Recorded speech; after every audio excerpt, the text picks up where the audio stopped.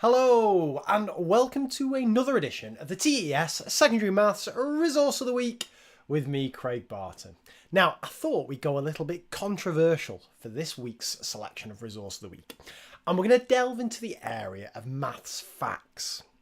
Now, I don't think there's too much controversy with the viewpoint that it's important for students to know things and specifically to have things automated. Now, in the language of kind of cognitive science and memory, if students can have things automated so that they can recall them without too much strain, then it frees up capacity in working memory to think about more complex things. So for a little example, if students know automatically that 6 8s are 48, that means that they don't have to expend a load of mental capacity thinking about, what's 6 8s and counting up in sixes on their fingers. They can actually automate that, and then they can use that knowledge to think about more complex things to do with 6 8s, perhaps in the form of a contextual problem or something to do with fractions or algebra or something like that. Now, maths is crammed full of a whole host of facts that mathematical experts like teachers just know automatically, and it really helps us think and solve these more complex problems. But you'll know as well as I do that many of our students don't have this knowledge to hand. So that's the uncontroversial bit.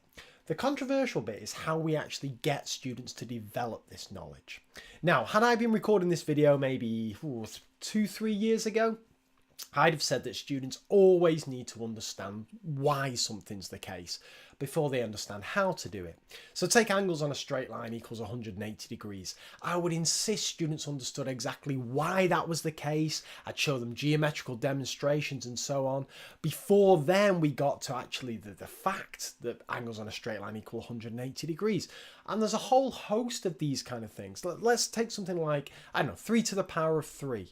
Now, I know 3 to the power of 3 is 27. I don't need to think 3 times 3 times 3. But many students will have to go through that process. And that's not necessarily a bad thing, but it's quite a cognitively demanding thing.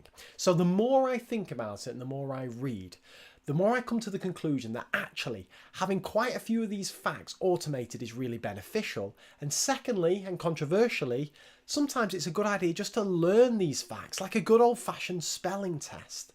And then we can actually start to understand why they're the case a little bit later on. And I know people will be turning off this video left, right and centre having heard me talk such nonsense, but just bear with me. And if you're slightly my way of thinking or a little bit intrigued, I think you'll enjoy this resource, or you'll certainly have an opinion on it anyway. Because here it is, Maths Fact Test Half Term 1, and this has been created by Richard Tock, who's one of my favourite all-time authors on TES Maths. Some wonderful resources over the years from Richard, and I love this one.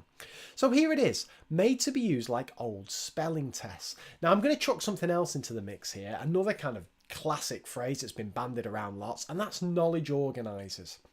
They seem to be vastly popular in lots of subjects, but nobody, as far as I've seen anyway, has really hit the nail on the head when it comes to forming a maths knowledge organiser. But I think Richard might be onto something. Anyway, without further ado, let's take a look at it. So the resource consists of a PDF and a PowerPoint. They're essentially the same thing. So we'll take a look at the PowerPoint. It's probably easiest. So you get a whole series of sets of maths facts. Now the first page in each set has all the facts with nothing missing, and left and right are the same. So the idea is you cut them down the middle, save a little bit of photocopying money and a few trees at the same time. So we've got things like this: 1/5 equals 20% equals 0.2. Now obviously we need students to be able to convert and understand how to do these and get derived facts from them, but also possibly it's handy just to know that, just as you know how to spell anything, because, therefore, all that kind of stuff.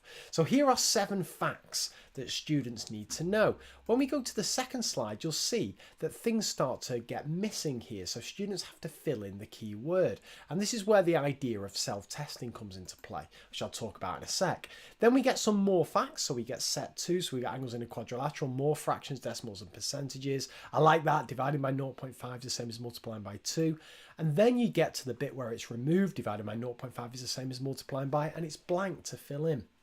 So this resource carries on. I think there are 8 sets of these. So let's have a look what happens by the time we get to by set 8. So we're getting slightly more complex things here. Only even prime number is 2, rhombus, order of rotational symmetry, and so on. And if we go to the next slide, you'll see that the key facts need filling in.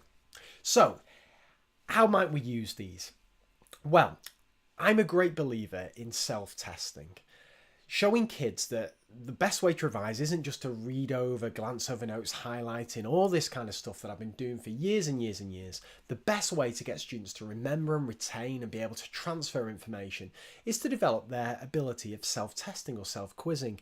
And these are absolutely brilliant for this. So you could give students out the left-hand side of this, get that stuck in their book, and then give them out the left-hand side of this one with it empty. And they could have this to refer to and self-quiz themselves. And then they've always got the answers to refer back to here.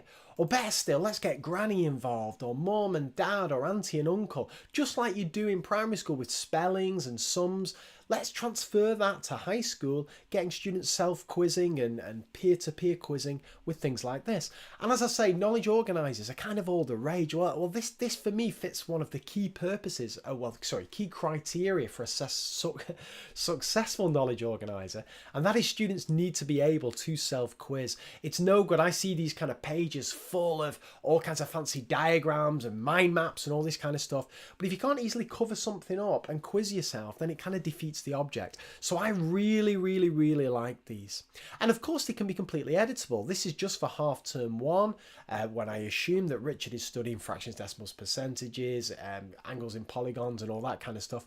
But then this can be easily adapted and updated for half term 3 and 4. It could be used with sixth form students, GCSE students, anyone.